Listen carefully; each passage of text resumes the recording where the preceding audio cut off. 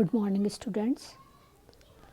आज हम फिर से शुरू करने जा रहे हैं एजिंग का टॉपिक। एजिंग की हमने पिछली बार शुरू कर चुके थे और इसमें मैंने आप लोगों को बताया था कि एजिंग क्या होता है। पिछले ही लेक्चर में मैंने स्टार्ट किया था कि एजिंग जो है उसके क्या साइन होते हैं और उसमें होने वाले परिवर्तन। उन परिवर्तनों में मुख्य रूप से मॉर्फोलॉजिकल और स्ट्रक्चरल चेंजेस, सेलुलर चेंजेस और एक्स्ट्रा सेलुलर चेंजेस, ये तीन प्रकार के मैंने आप लोगों को चेंजेस जो हैं वो एजिंग के अंदर बताए थे। आज हम सेकंड चेंज जो सेलुलर चेंज है उसको डिटेल में आप लोगों से डिस्कस करेंगे और इसके बाद हम लेंगे एक्स्ट्रा सेलुलर चेंजेस। स्ट्रक्चरल और मॉर्फोलॉजिकल चेंजेस के बारे में हम कल इससे पहले वाले लेक्चर में डिस्कस कर चुके हैं। तो अब हम स्टार्ट करते हैं सेलुलर चेंजेस से। सेलुलर चेंजेस क्या होते हैं? इसमें दो प्रकार के सेलुलर चेंजेस होते हैं। एक तो chromosomal abbreviations and gene mutation, और जो दूसरा वाला है वो है डिटोरियोरेशन इन साइटोप्लाज्मिक ऑर्गेनेल्स। सबसे पहले हम बात करेंगे chromosomal abbreviations and gene mutation की। Chromosomal abbreviations they are alterations in the morphology और नंबर ऑफ क्रोमोसोम। ये आप लोग जानते ही हैं कि क्रोमोसोमल एब्रिविएशन का मतलब होता है कि क्रोमोसोम की मॉर्फोलॉजी में या उसके नंबर में परिवर्तन होना।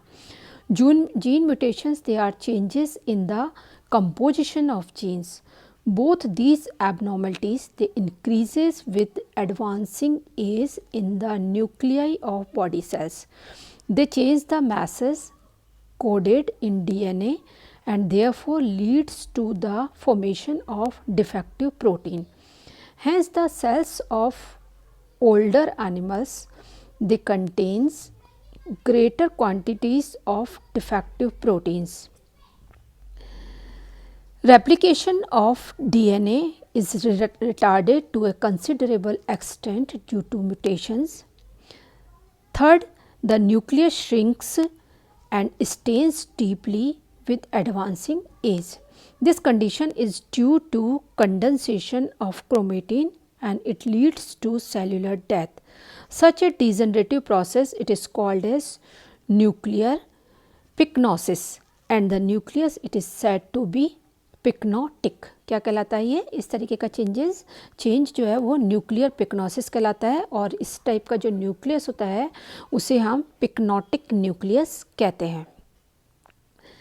जैसे जैसे एज बढ़ती है this genetic material is Altered at different levels. The stability of DNA it is decreases, the DNA transcription and the translation of proteins they are impaired। किस तरीके से जेनेटिक मटेरियल चेंज होता है कि उसके अंदर DNA की स्टेबिलिटी जो होती है वो डिक्रीज होती चली जाती है, ट्रांसक्रिप्शन और ट्रांसलेशन जो है वो इम्पेयर्ड हो जाते हैं, यानी कि उनके अंदर जो है वो कमी आती चली जाती है।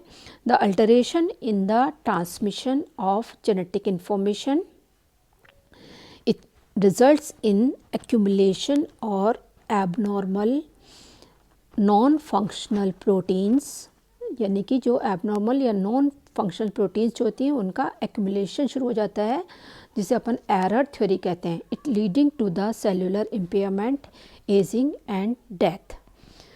टीलोमियर्स at the end at each cell division the shortening in telomeres that is protecting क्या होते हैं? टीलोमर्स जो होते हैं वो प्रोटेक्टिंग स्ट्रक्चर होते हैं क्रोमोसोम के एंड पे। The shortening of telomeres is observed, यानी जैसे जैसे एजिंग होती है हर सेल डिवीज़न के बाद जो टीलोमर्स होते हैं वो छोटे होते चले जाते हैं।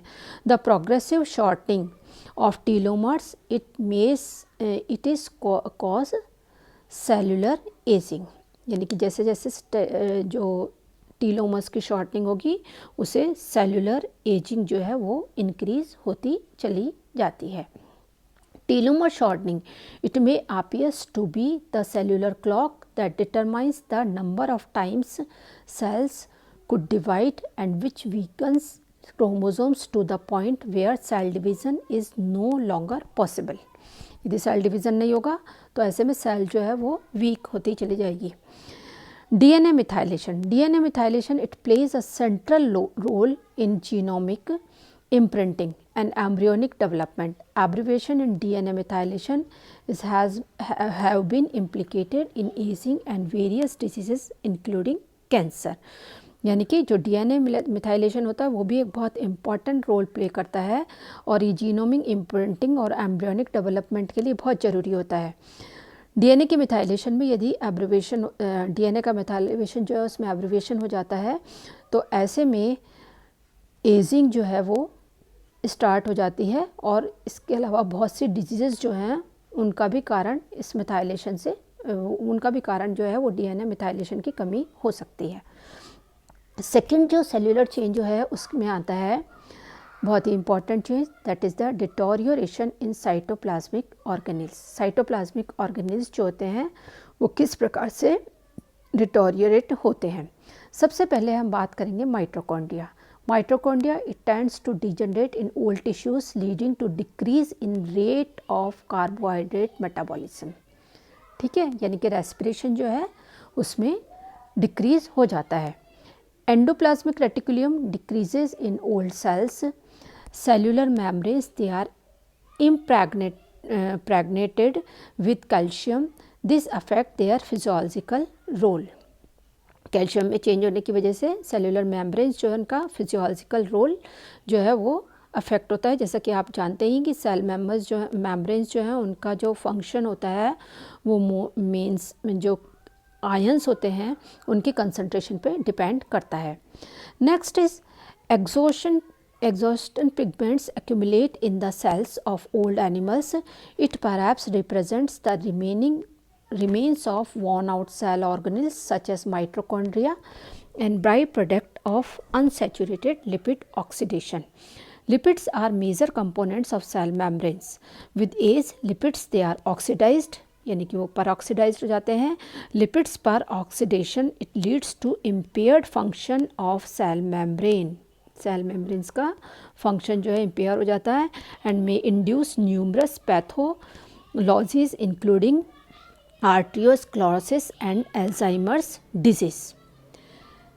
Next is the enzymes aldolase. It has found to become more and more inactive.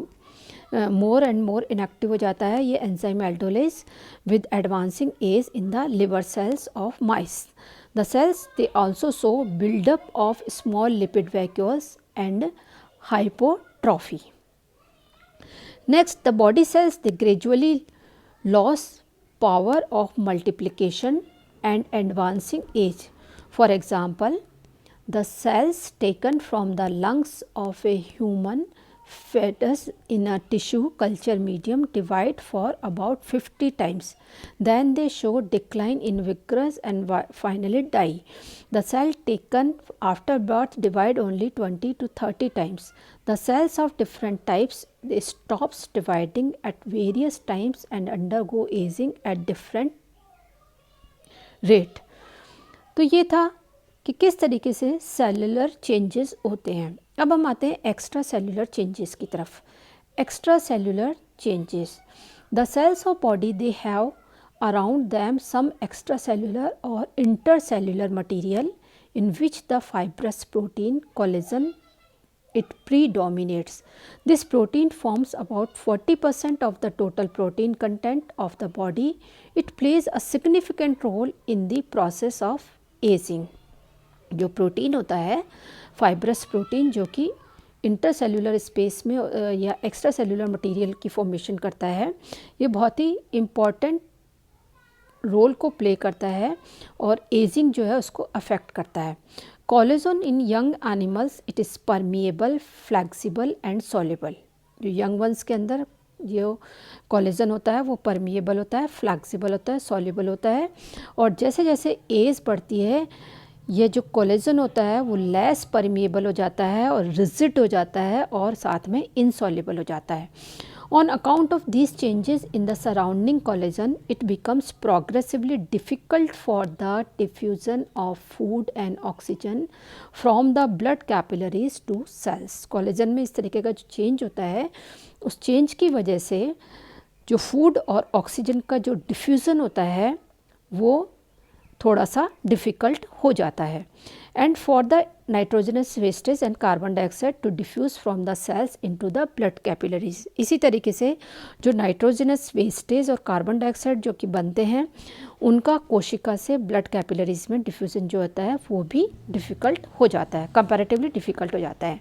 The barrier of aged collagen between the cells and blood results in decline of metabolic activities or aging of cells and it also of the animal.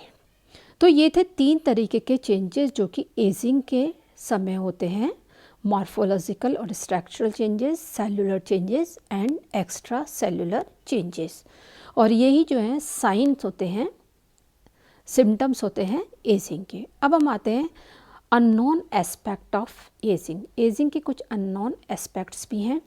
Ageing raises many questions such as why should the animal age, why do some animal age earlier and have shorter life span than others, why do different types of cells and tissues of same animal age at different rates, what causes decline in the functional capacity of various systems in the body as the animal grow old.